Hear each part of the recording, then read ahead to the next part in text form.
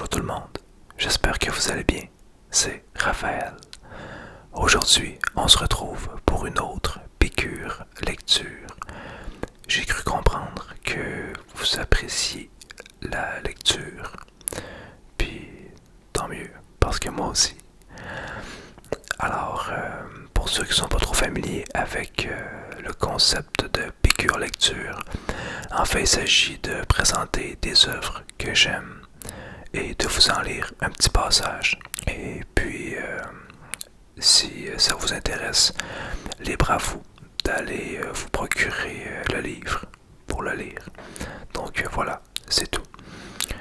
Et j'ai fait donc une première vidéo, une première piqûre lecture que je vous invite à aller voir si c'est pas déjà fait. Peut-être que vous y trouverez des livres qui vous intéresseront. Alors, le premier livre que j'ai sélectionné, il s'agit de En attendant Godot. En attendant Godot. Godot. De Samuel Beckett. Samuel Beckett. Il s'agit d'une pièce. Je l'ai jamais vue en pièce, mais j'ai seulement lu le livre et j'ai été très agréablement surpris. J'ai lu ça dans le cadre de mes cours à l'école. Puis au début je m'attendais à rien. En fait quand on regarde ça, ça dit pas grand chose. Mais j'ai vraiment apprécié la lecture de ce livre-là. Si vous aimez l'absurde, c'est pour vous. Vraiment. Ça se lit très rapidement. Vraiment. Il fait 124 pages. Et c'est qu'un seul gros dialogue entre presque seulement deux personnes. Il y a beaucoup d'humour, en fait. C'est le but de la pièce.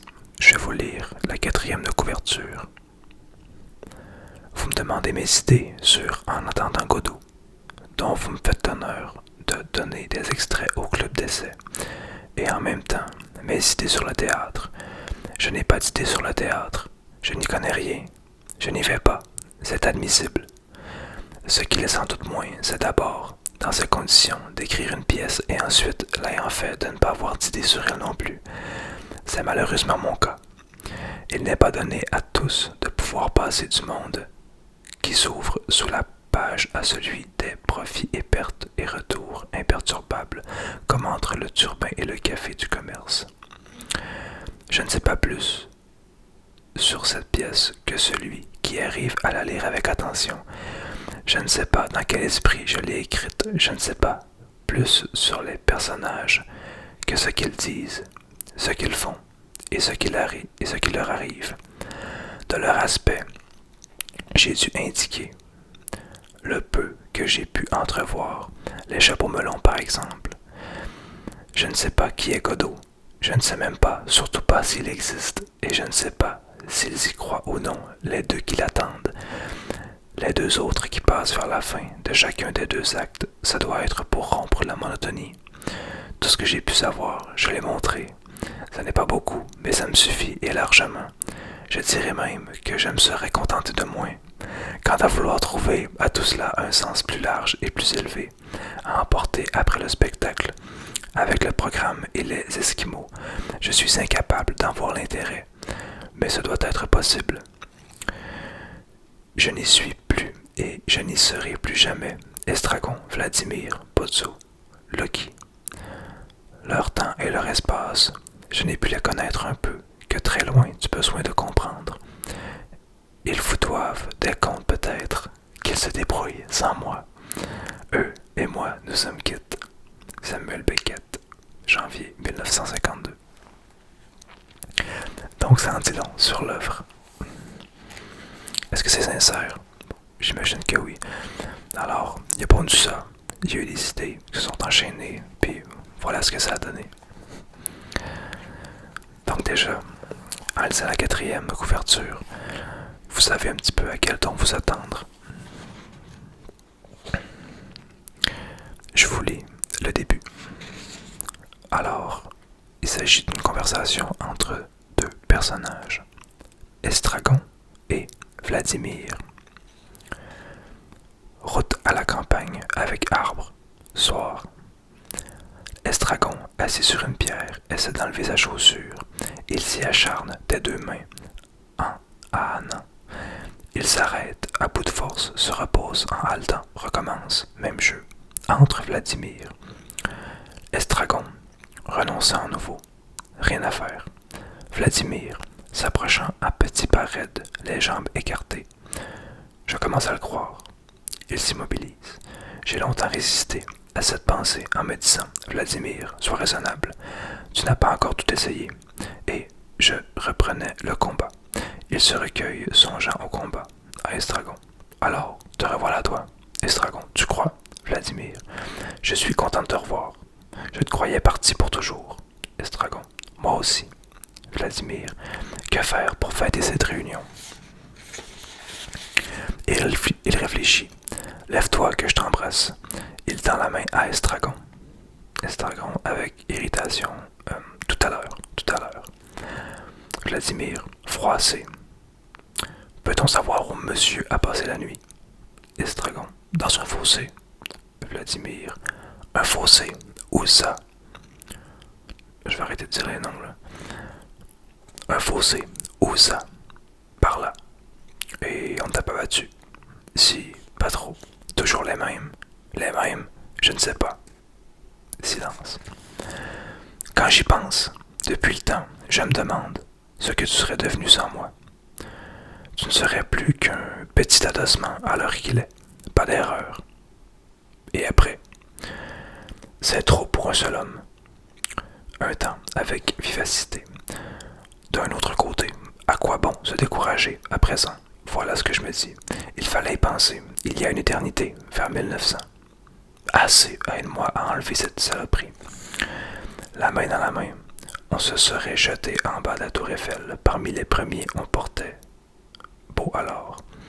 Maintenant, il est trop tard. On ne nous laisserait même pas monter. Estragon s'acharne sur sa chaussure. Qu'est-ce que tu fais? Je me déchausse. Ça ne t'est jamais arrivé à toi? Depuis le temps que je te dis qu'il faut les enlever tous les jours, tu ferais mieux de m'écouter. Aide-moi. Tu as mal. Mal. Il me demande si j'ai mal. Il n'y a jamais que toi qui souffres. Moi, je ne compte pas. Je voudrais pourtant te voir à ma place. Tu m'en dirais des nouvelles. Tu as eu mal. Mal. Il me demande si j'ai mal. Ce n'est pas une raison pour ne pas te boutonner. C'est vrai. Il se boutonne. Pas de laisser aller dans les petites choses. Qu'est-ce que tu veux que je te dise? Tu attends toujours le dernier moment. Le dernier moment. C'est long. Mais ce sera bon. Qui disait ça? Tu ne veux pas m'aider. Des fois, je me dis que ça vient quand même. Alors, je me sens tout drôle. Il ôte son chapeau, regarde dedans, il promène sa main, le secoue, le remet. Comment dire? Soulagé et en même temps épouvanté. Épouvanté. Il ôte à nouveau son chapeau, regarde dedans. Ça alors, il tape dessus. Comme pour en faire tomber quelque chose, regarde à nouveau dedans, le remet. Enfin, Estragon, au prix d'un suprême effort, parvient à enlever sa chaussure. Il regarde dedans, il promène sa main, la retourne, la secoue, cherche par terre s'il n'en est pas tombé quelque chose, ne trouve rien, passe sa main à nouveau dans sa chaussure, les yeux vagues. Alors, rien. Fais voir, il n'y a rien. Essaie de la remettre, je vais laisser respirer un peu. Voilà l'homme tout entier s'en prenant à sa chaussure alors que c'est son pied le coupable. Il enlève encore une fois son chapeau, regarde dedans, il passe la main, le secoue, tape dessus, souffle dedans, le remet. Ça devient inquiétant. Silence. Estragon agite son pied en faisant jouer les orteils afin que l'air y circule mieux. Un des larrons fut sauvé. Un temps. C'est d'un pourcentage honnête. Quoi? Si on se repentait. De quoi? Eh bien, on n'aurait pas besoin d'entrer dans les détails. D'être né. On n'ose même plus rire. Tu parles d'une privation. Seulement sourire. Bon, vous comprenez un peu le ton. En fait, ce qui est étrange, c'est que personnages attendent Godot. Et Godot, qui est Godot? Est-ce qu'on le sait plus tard? Vous le verrez si vous lisez. Ou aussi, un jour, vous allez voir la pièce.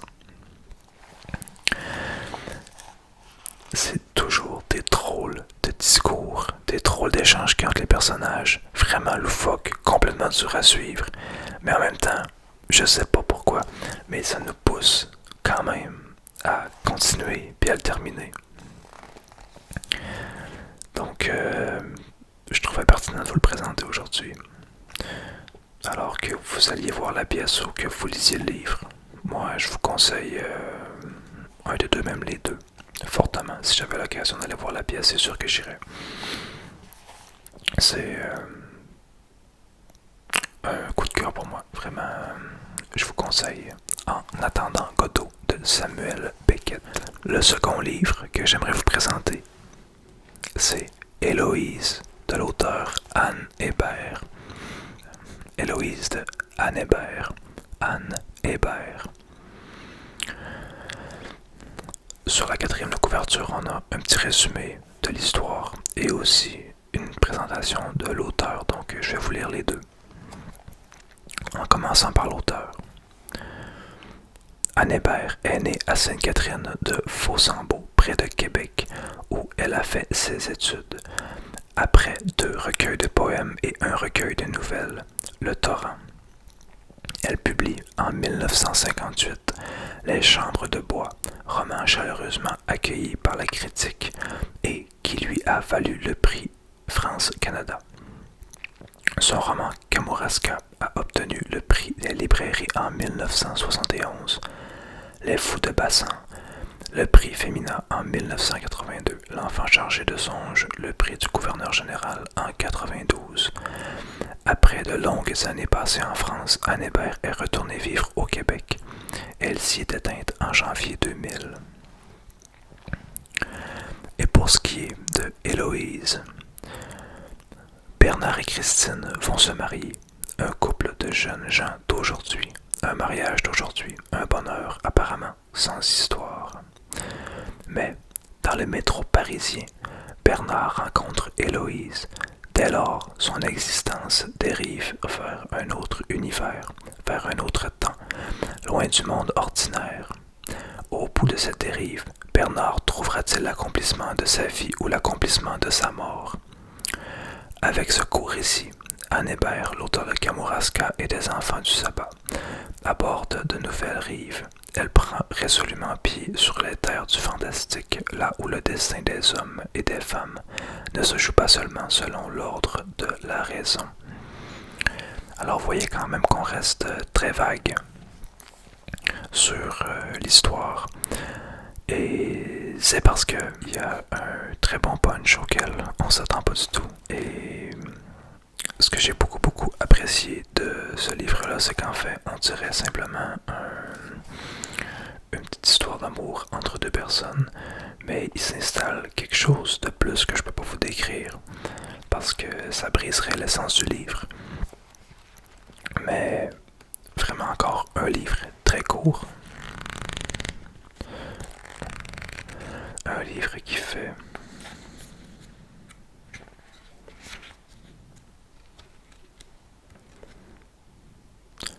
123 pages. Donc, il se lit très rapidement.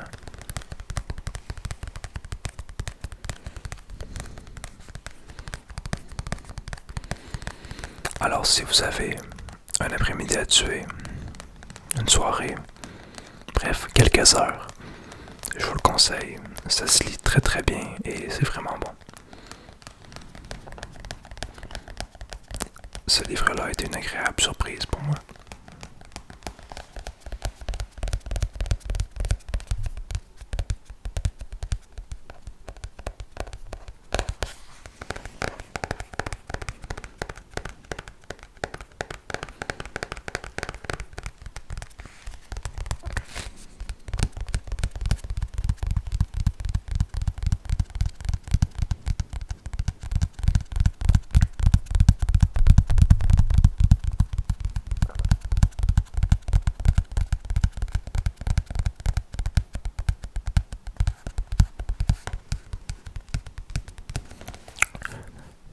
en lire un petit passage. Je vais commencer par le début parce que j'ai pas envie de vous gâcher l'histoire, surtout qu'elle n'est pas très longue. Le monde est en ordre, les morts dessous, les vivants dessus. L'appartement.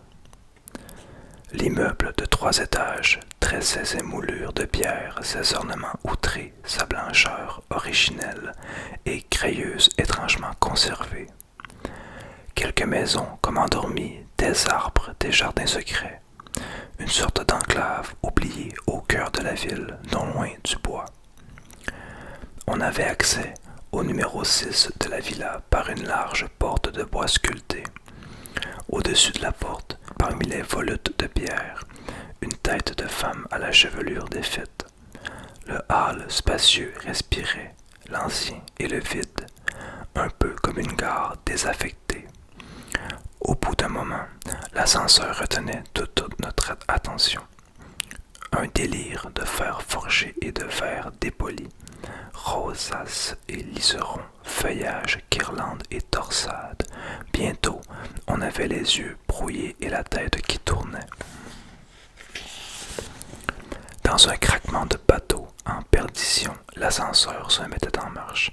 L'appartement se trouvait au 3e étage et donnait sur un jardin fort négligé. La clé tournait dans la serrure avec un bruit rouillé. Dès l'entrée, on était saisi par le silence qui régnait dans le vestibule. Sur les murs, un papier à rayures vertes finissait par donner le vertige par manque de meubles et par absence de tout signe de vie. Quelqu'un avait sans doute emporté les meubles, à moins que l'aménagement de l'appartement ne fût pas encore terminé. Le vestibule sonnait creux sous l'ongle, tel une crypte. À peine entré dans le petit salon encombré de meubles de bibelots, la couleur éclatante qui vivait là, en sourdine, se mettait à vibrer de nouveau. L'or et le rouge se renvoyaient l'un à l'autre des lueurs crues. Les rideaux cramoisis, brochés d'or, étaient retenus par des embrasses également dorées.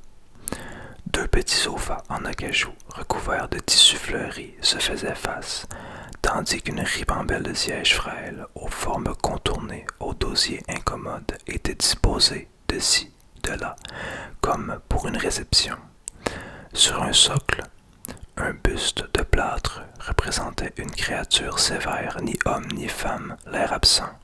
Sur le mur, des panneaux de bois d'un blanc crémeux aux fines moulures dorées, pareils à de broderies anciennes.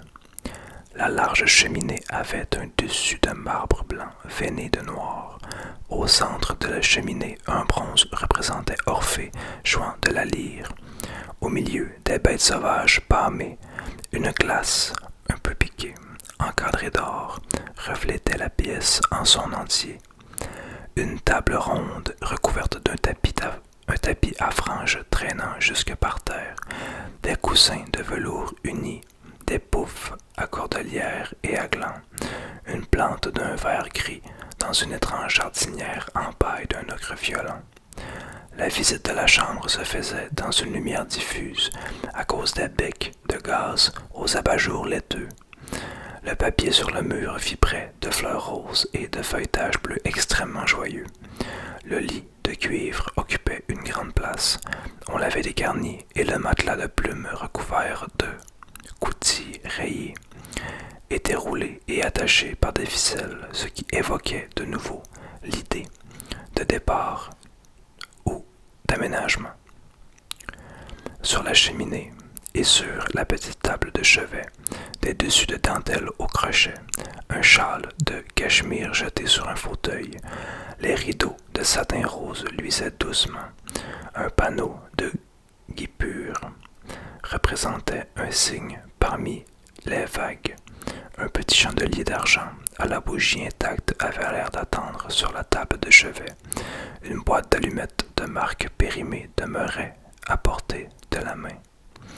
L'armoire à linge, imposante et close, semblait renfermer des trésors, derrière ses portes de noyer sculptées.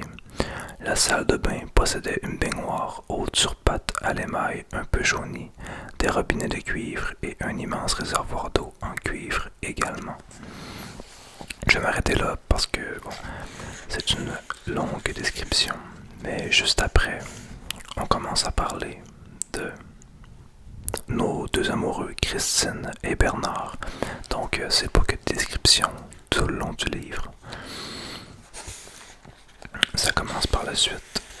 Et comme je vous dis, ça se lit très vite, c'est très accrocheur et on se rend à la fin sans s'en rendre compte. Donc, Héloïse de Anne Hébert, je vous le recommande beaucoup. J'ai adoré. Le livre suivant que j'aimerais vous présenter se nomme L'homme rapaillé de Gaston Miron. L'homme rapaillé de Gaston Miron. Peut-être que certains d'entre vous connaissent Gaston Miron. C'est un poète québécois.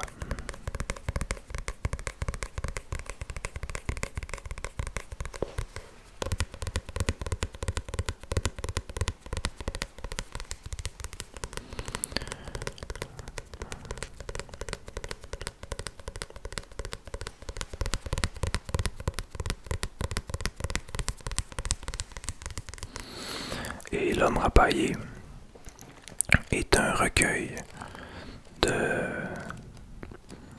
je veux pas dire de niaiserie, mais de tout, ou peut-être presque tout ce qui a été écrit par Gaston Miron. C'est quelqu'un qui était très dur envers ce qui écrivait. Jamais satisfait, finalement. Alors, je vous lis la petite présentation qu'il y a sur la 4e de couverture.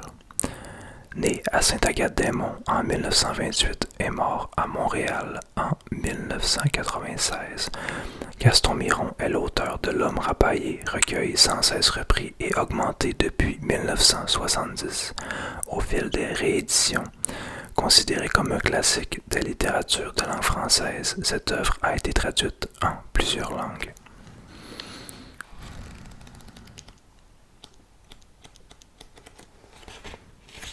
Je vais vous lire la préface que je trouve très pertinente. En 1970, peu après la fameuse Nuit de la poésie qui avait été une sorte d'apothéose de la poésie québécoise des années 60, et peu avant, la tristement fameuse crise d'octobre où Gaston Miron allait être arrêté et incarcéré, paraissait L'homme rapaillé. Jamais, sans doute, dans l'histoire de notre littérature, un livre n'avait été aussi attendu et espéré, en même temps qu'on en était venu à se demander s'il paraîtrait jamais. En fait, le livre existait déjà virtuellement, en pièces détachées, en poèmes épars, dans des revues, et surtout depuis l'apparition successive de 2 séquences majeures, La marche à l'amour en 62, dans le Nouveau Journal et La vie agonique en 63, dans Liberté. Miron se plaignait, dès cette époque, de voir ainsi l'œuvre lui échapper, s'en aller de lui par morceaux au lieu de se présenter comme le tout qu'elle aurait dû être. Mais Miron n'a jamais été l'homme de la publication, et même les poèmes parus en revue ou dans les journaux lui avaient le plus souvent été arrachés. L'homme rapaillé doit en grande partie sa parution, moins à une décision ferme de son auteur qu'à la ténacité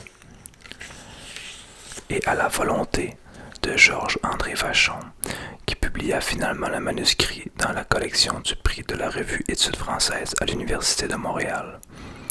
Peut-on concevoir qu'un livre devenu aujourd'hui aussi essentiel ait été à son origine presque un accident? Et qu'une œuvre inachevée et inachevable soit en même temps l'une des plus définies de la poésie contemporaine.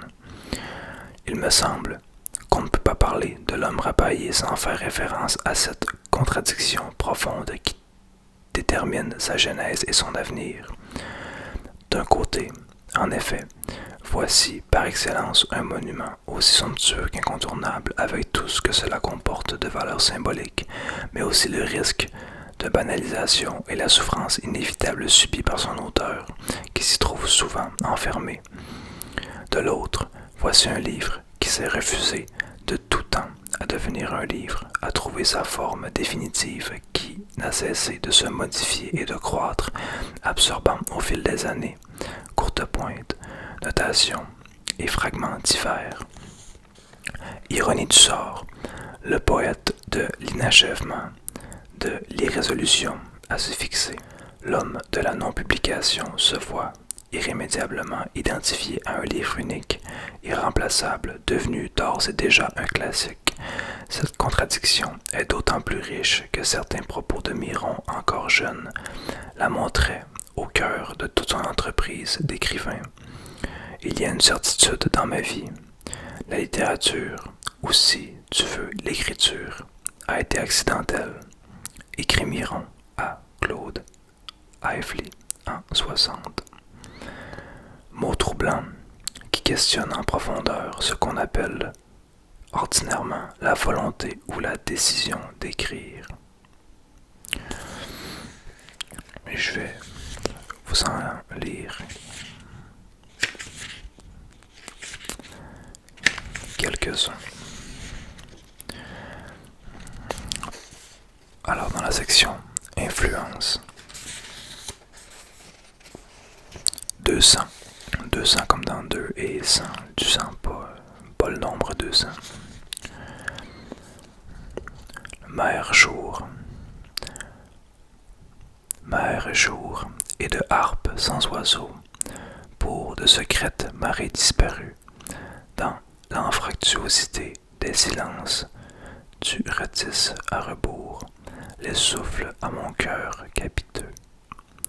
Pour un mystère qui t'ensemence, dans la multiple danse des étreintes, tu auscultes toujours d'une sonde à l'étoile ta longue désespérance. S'il y a des grands poètes parmi vous, j'espère franchement que je le lis comme il se doit. Avant de découvrir ce recueil-là, j'étais pas un grand fan de poésie. En fait, je suis pas un grand fan de poésie. Mais j'ai beaucoup aimé lire celui-là. En fait, bien entendu, j'ai pas accroché sur tous les poèmes en même temps. Ce qui est bon en poésie aussi, c'est que dans une certaine mesure, il y a souvent place à interprétation. Et c'est ce qui est beau aussi. Mon bel amour navigateur, mains ouvertes sur les songes, tu sais la carte de mon cœur, les jeux qui te prolongent et la lumière chantée de ton âme, qui ne devinent ensemble tout le silence, les yeux poreux, ce qu'il nous faut traverser, le pied secret, ce qu'il nous faut écouter, l'oreille comme un coquillage, dans quel pays du son bleu, amour et moi dans l'octave du don, sur la jetée de la nuit, je saurai ma présente, d'un feu à l'azur, ton mystère, déchiré d'un espace rouge-gorge. Soir tourmente. La pluie bafouille aux vitres et soudain ça te prend de courir dans tes pas plus loin pour fuir la main sur nous. Tu perds tes yeux dans les autres, ton corps est une idée fixe, ton âme un caillou au centre du front. Ta vie refoule dans son amphore et tu meurs à petites lampées sous tes semelles, ton sang rouge parmi les miroirs brisés.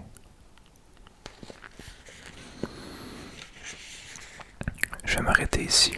Si vous aimez la poésie, je vous le conseille beaucoup. Ou peut-être même par curiosité. Ça en vaut la peine. Et sinon, au moins peut-être vous renseigner sur l'histoire de Gaston Miron. Vous voyez qu'il a une vie plutôt compliquée.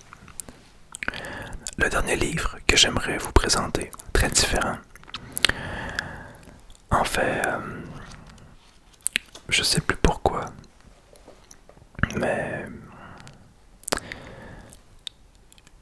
j'avais acheté ce livre-là, mais je sais plus c'est quoi la raison qui m'a poussé à me dire que je voulais l'acheter, mais je me rappelle que j'étais vraiment décidé.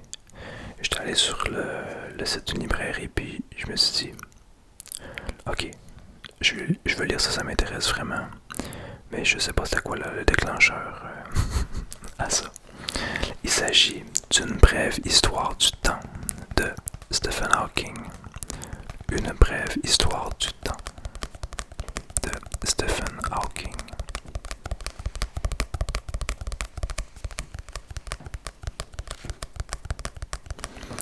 Je pense que tout le monde connaît Stephen Hawking.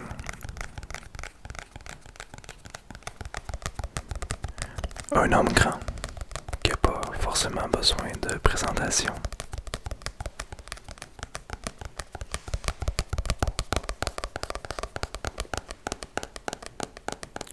Je vous lis quand même la 4e de couverture.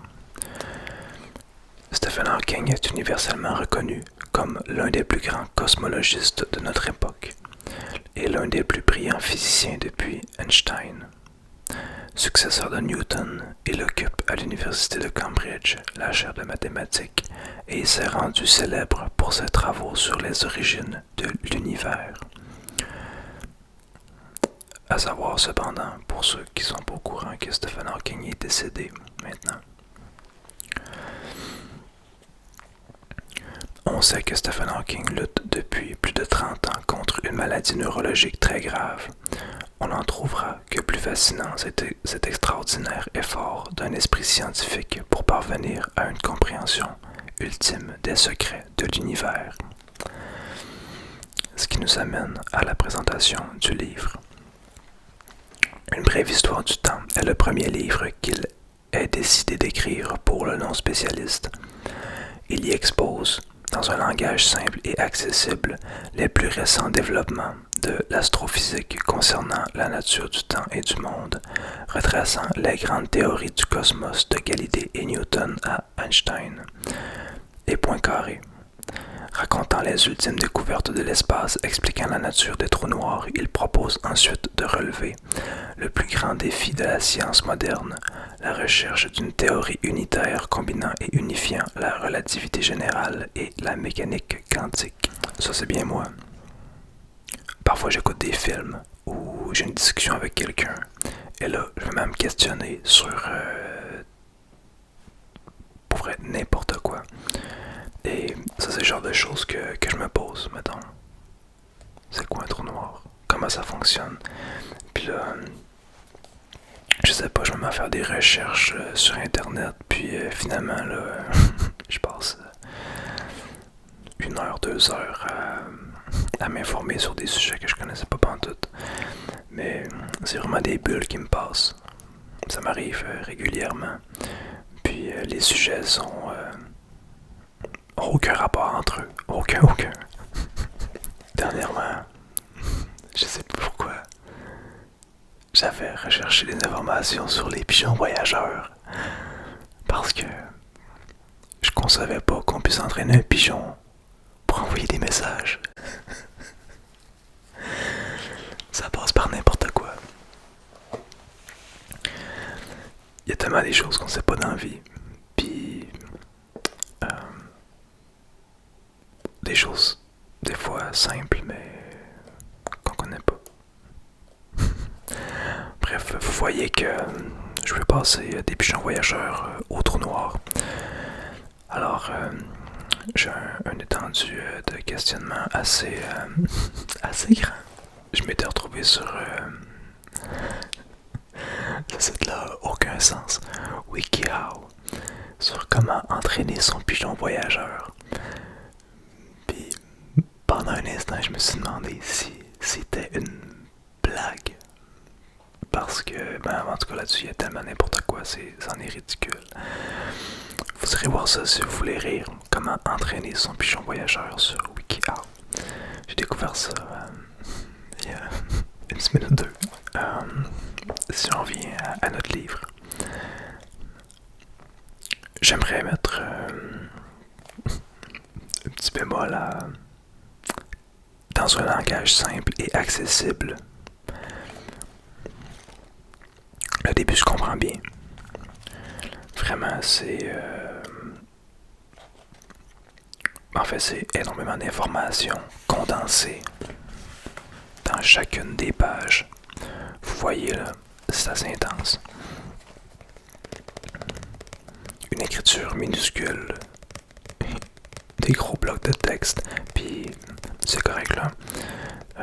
Ça se lit bien malgré tout, mais en fait, plus on avance, puis plus ça se complexifie, évidemment, parce que là, il nous montre les bases et tout. Donc, plus on apprend, puis plus on est supposé être capable de comprendre ce qui suit. Je sais pas si c'était moi qui n'étais pas disposé à lire ça, parce que bien que ça soit simple, on s'entend que c'est des notions qu'on n'entend pas tous les jours. Là. Vous parlez pas d'astrophysique avec vos amis en général, en tout cas, je penserais pas. Fait que pour moi, je connaissais vraiment rien là-dedans. Puis il va falloir que je le relise comme il faut parce que pour vrai là, d'abord je l'ai pas fini. Parce que même si c'est un petit livre, comme je vous dis, c'est un méchant condensé d'informations. C'est un 230 pages là, assez intense. Fait qu'il va falloir que je le recommence, puis que je prenne le temps de bien comprendre chaque page avant de continuer. Je pense que j'étais un peu trop fatigué pour lire ça. Mais dans tous les cas, je vous le conseille. Parce que moi je trouve ça super intéressant en fait. C'est vraiment un sujet que d'après moi qui est très méconnu. Puis c'est pas tous les jours en fait qu'on peut se faire vulgariser tout ce qui se passe dans l'univers. Et c'est pas fait par n'importe qui, Stephen Hawking quand même. Donc une brève histoire du temps de Stephen Hawking. Je vous le conseille si vous êtes de nature curieuse, comme moi.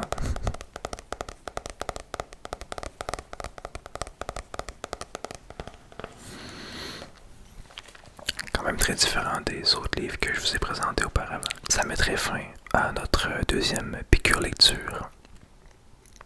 J'espère vraiment que ça vous plaît. En tout cas, moi j'aime beaucoup faire ça.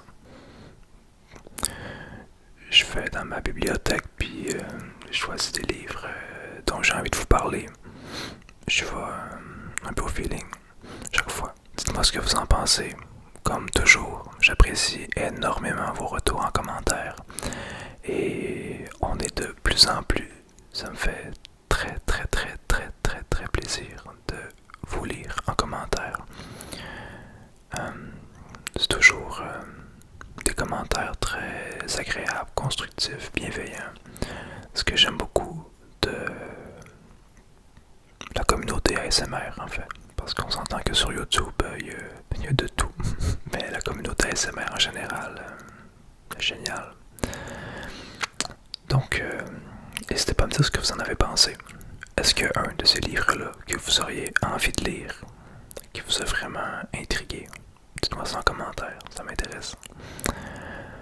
Et sinon, je crois que c'est tout.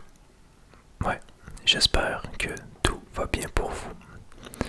J'espère que vous prenez du temps pour vous. Moi, je suis très content d'avoir pris le temps de vous faire cette vidéo-là. Ça me fait du bien. Et d'ici la prochaine, je vous dis à bientôt. Et faites attention à vous. Prenez soin de vous. Passez une belle journée ou une belle soirée.